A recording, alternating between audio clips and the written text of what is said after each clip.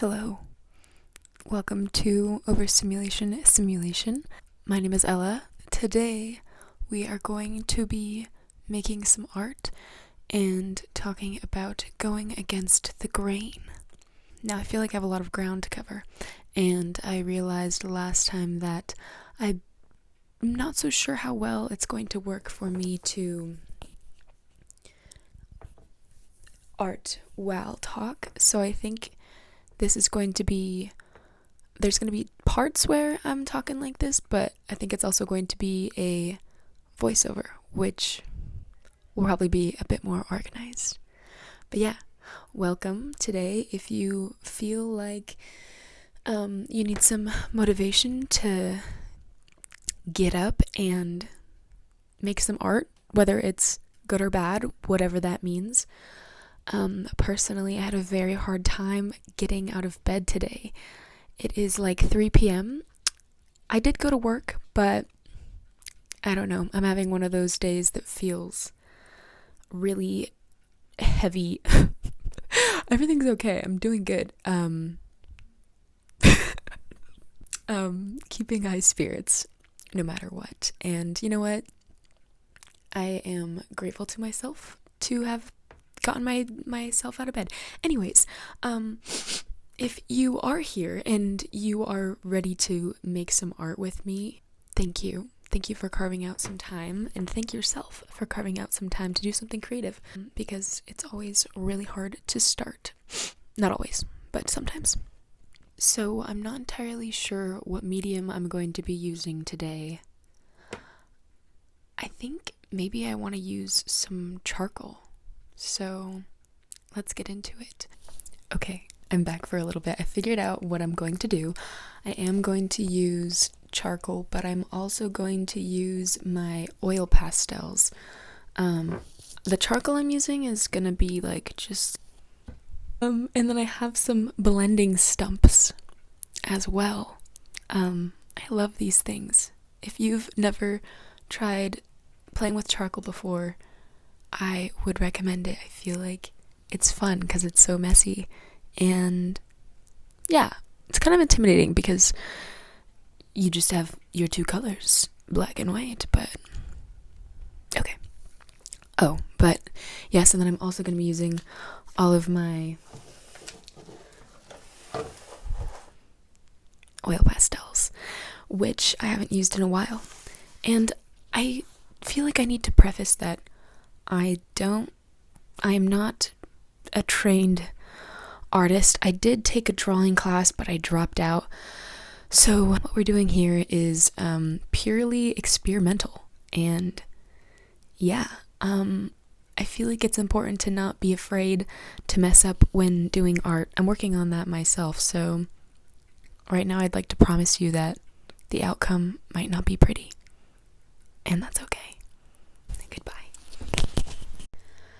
Alright, hello. I'm gonna start this pretty unorganized, which, you know, I'm not too surprised about that. I did try to start this with topics of what I was gonna talk about, but then I just kept getting like lost in my I don't know. The rules were too...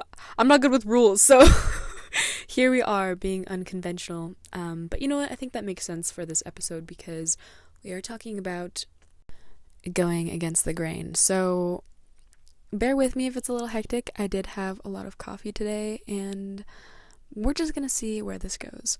I do want to start off by talking about how I feel about the word queer and what that means for me, because I feel like not only does it have to do part of the with alphabet mafia, how just in the way where perceive myself and my sexuality, it has to do with what everyone else is doing. How I'd like to be living. I think that we get really caught up in this rat race of life and in capitalism, and you know what? That can work great for some people. I'm not going to judge anyone if that's what works for them. Hell yeah, more the power to you. But I do believe a lot of us, especially ones who aren't following the path that maybe society wants us to, like, you know, going to college, marrying a man, having children, when you realize that that's not something that you particularly want, at first it's really scary. And it feels like your fault, and it feels like, why am I not fitting in here? What did I do wrong? But for me, as time passed, I realized that, of course, it's not going to work for me because it was built for a very specific nuclear family sort of vibe. And it's just silly to think that we're all the same, as I think I was saying in the beginning of the video. But yeah, once you realize that you don't have to live like how you think you're supposed to, oh man, it really opens up some crazy doors.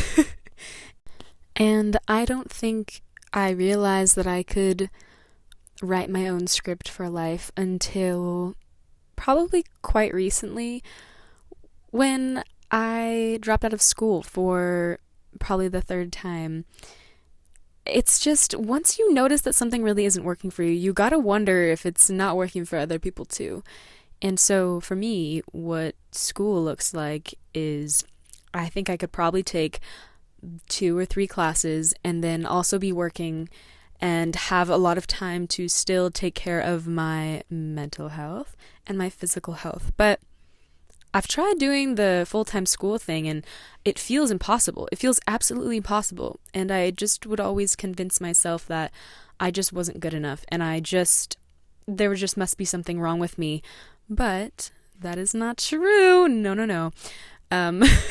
It's the system. So if you feel like sometimes it feels impossible to do things that everyone else is doing, just remind yourself that the system was built for a very specific kind of person, and maybe you're not that person, and that's absolutely okay.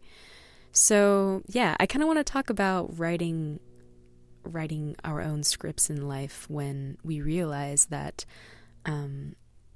what's given to us is not really what we need. And there's so many scripts to rewrite when you really think about it, all the different constructs we live by. But as I was just talking about, like for school, if you find that you can't focus on that many subjects at once, or you can't dedicate all of your time to doing school, that is okay, and you can try something else. You're allowed to do that. Now, I'm not telling you to drop out of school and, don't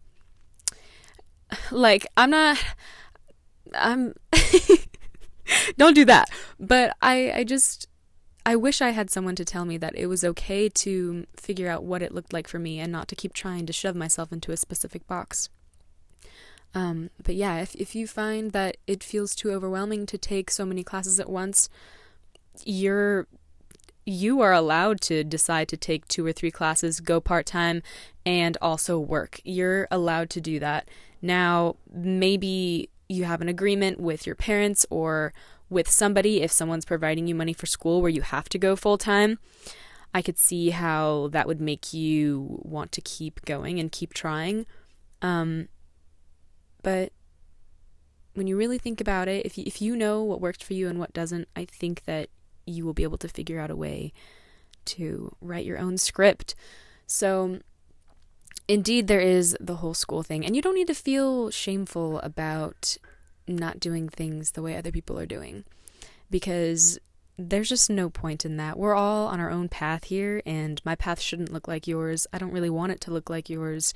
And as I'm saying this, I'm also still trying to convince myself that, because we are so conditioned to want to be doing what everyone else is doing. Now, when it comes to love and relationships and that facet of going against the grain, I feel like I have so much to learn. I have so much to learn, but I am currently trying to rewrite my own script for how love and relationships work for me, and I think that everybody should really do the same thing. We are very much so fed this compulsory heteronormativity, so it takes a lot of work to actually open up and ask yourself questions of how you want your love and relationships to work, especially if you do like men also, because I mean, we've got the script sitting right there. It's hard not to follow it. But even if you're not queer and you can tell that the way relationships look for most people doesn't work for you, that is totally okay. And you deserve to take the time to figure out what works best for you. And yeah, I feel like it's going to be a lifelong lesson of learning different relationships, but just remembering to go into things very intentionally and ask yourself what you need and ask your partner what they need, because usually it's not going to be the same thing. And I think that we have a ginormous problem of assuming that whatever we need is also what our partner needs, or our friend, whoever we're talking about, when what we really need to be doing is communicating more. Communicating a hell of a lot more. And I think that America really wants us to not communicate with each other, or really the whole world. Maybe not. Maybe that's not true. I haven't traveled very much, so I can't say that at all. But it really does feel like in most cultures we're not really taught how to speak our feelings and our needs. I do believe that is, although I wish it wasn't going against the grain, it is. It really is. And I think that we all need to figure out what it is that we need and not feel ashamed of that. And share it. Because can you just imagine how much easier it would be to date and even to make friends if we just openly talked about what we need and what makes us feel loved? So, yeah. I'm encouraging that for myself and for everybody, because that would just make quite an easier world. I do want to say it's hard to envision that when you don't have an example to look up to.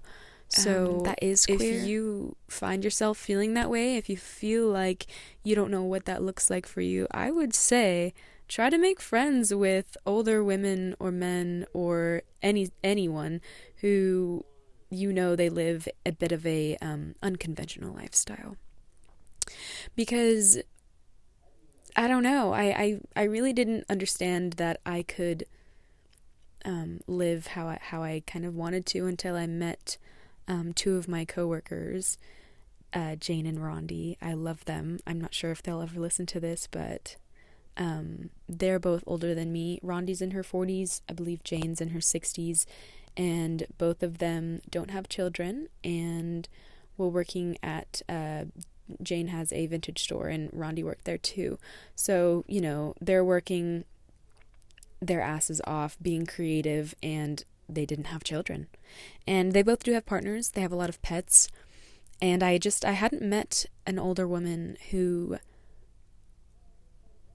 was happily in that place.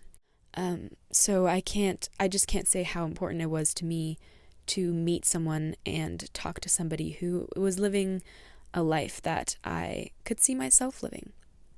So if you can find anyone that you can kind of take as a mentor, I would really recommend that. And don't be afraid to be friends with people who are older than you. I think that is probably some of my favorite friendships, because it really doesn't matter how old somebody is. You can connect on so many different levels. Just like if you met someone your own age, sometimes you meet them and you're like, oh, yeah, this isn't going to work. And that's not necessarily because of their age, just because of what they've been through in life. I was sitting at a coffee shop this morning and I was imagining what I would want my life to look like if money didn't matter at all. And that was really fun. I will say I didn't come to any crazy conclusions, but I think that everybody should really think about that. And another question that really sparked my interest, I don't remember where I saw it, but somebody asked, what would you be like, or what would you be doing if you were the only person? If you didn't have, other people to think about or to try to impress, what would you be doing? How would you be acting? What would you look like? And try your very hardest to polish that and do that and be that. And then, only then, will you be your true self. And maybe that's a little corny, but I really like that, because if you sit down and you think about what you really want to do and how you want your life to look when you're older, and you just think about it in a, not really, it doesn't have to be logistical. It can be dreamy. Let it be dreamy. Hell. But if you just think about it and you write that down, you might find that it's something you can actually do. And a lot of us, especially me, I didn't know I could do that. I didn't know I could, simply try to plan my own life. I don't know. I guess sometimes it feels like we really do have to follow this thing that's going on all around us, and we really don't, not at all. So I dare you to sit down with a pencil and write out what you want to be doing when you're older. It doesn't have to be work-wise, but if you envision yourself in 20, 30 years, what do you want to be doing? Is it that you want to have a really good group of friends? Is it that you want to have a dog? You want to have your own apartment? You want anything. It doesn't have to be super specific or anything crazy, although it could be. That could be fun too.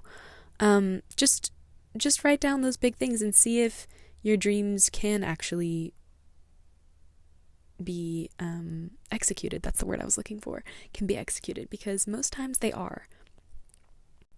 Okay, now I will say, if you decide to walk on to oncoming traffic, it is not going to be pretty all the time.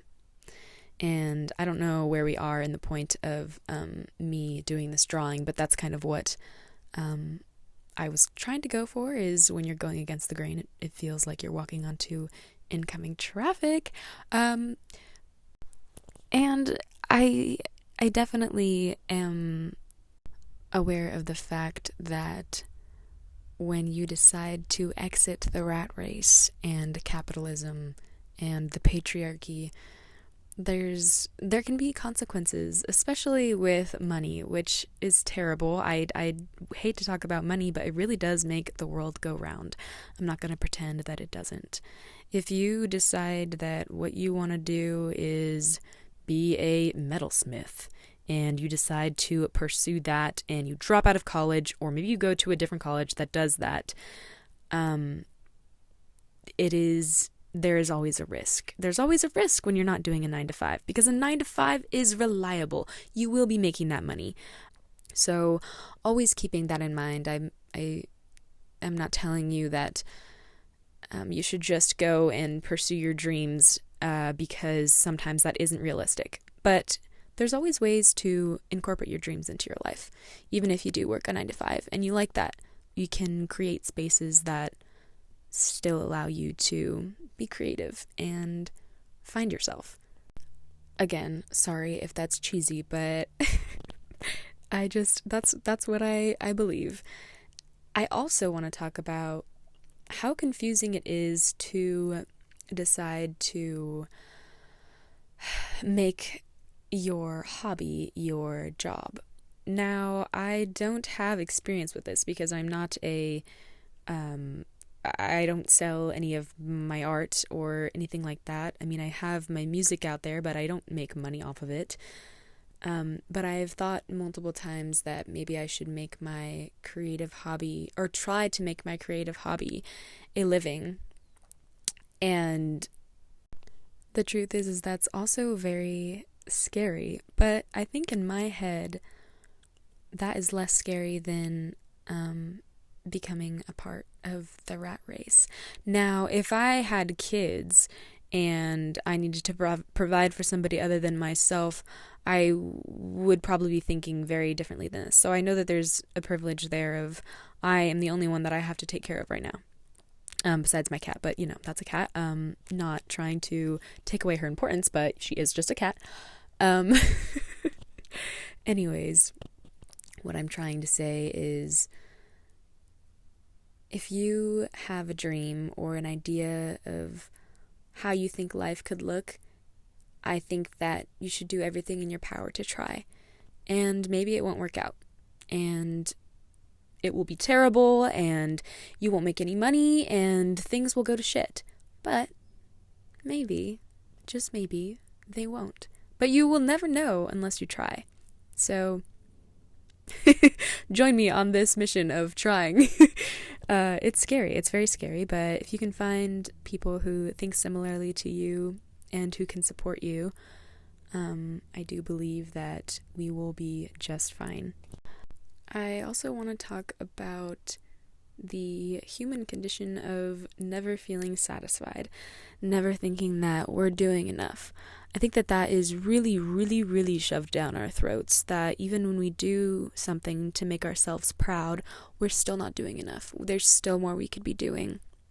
But I don't know. One of the things I like to do to challenge that is have a really slow day sometimes and prove to myself that, I know it's a privilege to be able to have a day where I don't have to do anything really, but if you can find a day like that, I think it's so important to just take it really slow and remind yourself that you don't have to be going fast all the time, and sometimes your purpose in the day is just to wake up and breathe and eat and maybe go for a little walk, and hell, you survived another day, and that is okay.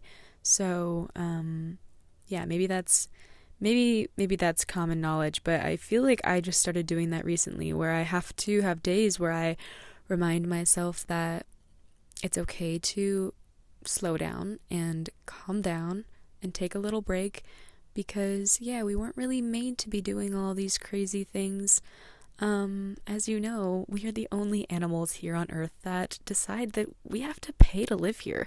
So that's a little weird. So, okay, I'm going to start rambling about that, but just reminding ourselves to take it slow feels like, I don't know, it feels really powerful. Sometimes it's really hard. And I'm not going to say that during those days I feel happy and like the world is good. I definitely feel shame even when I am relaxing. I feel like I should be doing more, but that is what the world wants us to think. We are allowed to relax. We are allowed to just enjoy our own presence and move in slow motion. So I hope that you guys get to do that someday this week or this month. Okay, another thing I want to talk about, which is definitely going to be another really long run-on sentence. I never said I was good at grammar. So, see, there's no periods. My periods are so, like, the word so. Anyways, the next topic is more about expressing yourself again. I know I talked about this in the beginning, but I think sometimes it can be really scary to do that because we are thinking so much about what other people will be thinking about us. And something that helps me to continue to wear whatever I want and act how I truly feel is that when you do decide to do that, when you're really showing people how you are by how you look and how you're acting, it definitely weeds out some people. And I don't know, if you're scared to wear something or accessorize yourself in a certain way, just remember that the people who are going to judge you, those aren't the people that you are going to want to surround yourself with. So what if they don't like you? We don't want them. We don't want them anyways. I like to really try to think of that before I'm leaving the house, if I'm overthinking what I'm wearing, or I don't know how I'm perceiving myself that day. I just remember that as long as I'm trying to act true to myself, I will attract the right kinds of people. So I really try to nail that one into my own brain. Maybe that will help you guys too. I do want to say that I'm coming from a place of privilege where my family is accepting and my friends are accepting, and I know that showing up as your true self isn't always safe for some people. So I don't want to encourage any situations that could be dangerous for you. If you feel like that's not possible for your home life, there are still ways of finding community and showing up as yourself with other people who are similar. And sometimes it does take a really long time to find your people. I would say I'm still on that journey. I would love to have more community in my life, so I'm learning about what that means for me. But there's always people out there who have similar minds to us. It just takes some sifting through. And at first, for me, when I didn't know who to go to, I was looking for media, and something that really helped me was a podcast called The Queer Collective. I absolutely love them. And that was kind of my outlet for educating myself on all things queer and feeling like I had community, even though it wasn't, I wasn't sitting there with them, but it was good to be able to remind myself that there's people out there who are going through similar things. And I think a lot of the time we think that our problems are really individualistic and that nobody else is dealing with what we're dealing with, but that simply is not true. We can always find community and we can always find each other. It just might take some hard work. All right, I think that might be all I have today for going against the grain, facing oncoming traffic. I do want to take a few minutes at the end of each episode to talk about some queer media. And I know I was talking about the Queer Collective, so that one for sure. I will link it below if I can figure out how to do that. I'm also going to recommend a book called Juliet Takes a Breath by Gabby Rivera. I'm pretty sure that was some of the first queer book that I ever read. And yeah, it's about a young lesbian Puerto Rican girl. Well, she's a woman, and she's from the Bronx, and she's moving to Portland to help this famous hippie writer woman with her research. And yeah, she's figuring out her sexuality. She comes out to her parents. I thought it was a really good read. And then lastly, I think I'm going to recommend a good gay song. So let me go and find one real quick. Okay, so the song I have been listening to on repeat, it's a bit of a sad song, at least the melody feels sad, the whole feel to it, but I really like it, and I think it's really beautiful. It's called The Way Her Hair Falls by Grouper, which is, I believe, just one woman named Liz Harris, and I am not entirely sure if she is queer, but that song makes me think yes. But yeah, I'll leave that one with you guys. And yeah, thank you for taking time out of your day to listen to me babble. I appreciate it, and maybe next time I'll be more organized. No promises. I believe the topic for next time is going to be mental health. Yes, I'm very excited to talk about this because, yeah, there doesn't need to be any shame with talking about mental health. On that note, I do believe this is going to be goodbye. Remember to maybe move a little slower today and test the rat race. We don't need to be speeding all the time. And remember to show up however you would if there was no one else in the world. Show up that way and see what happens. You might meet some really cool people. Oh, and last thing, I think that I'm probably about to cut to showing you my creation, my little scribble, if I will. But yeah, if you made a scribble, I'd love to see it. Please send it over to my Instagram, overstimulation simulation. I'd love to see if you decided to create something. And it doesn't matter if it's good or bad, because what does that even mean? We can all tell that my little scribble here is not some gorgeous art piece, or maybe it is. Who really knows? All right, I'm gonna go, and yeah, I hope you have a beautiful day, and I will talk to you very soon. Welcome back. I am done with my little scribble. and I figured I would just explain what's going on a little bit. So, yeah, here I go. As you could see when I was drawing it, there was a couple different things happening. Okay, I'm gonna come up here.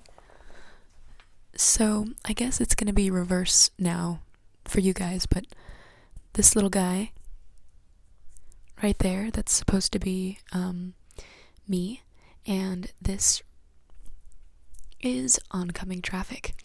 And everything on the colorful side is just going terribly against this very straight line grain right here. And then over here it says, "Don't let outside forces drive you."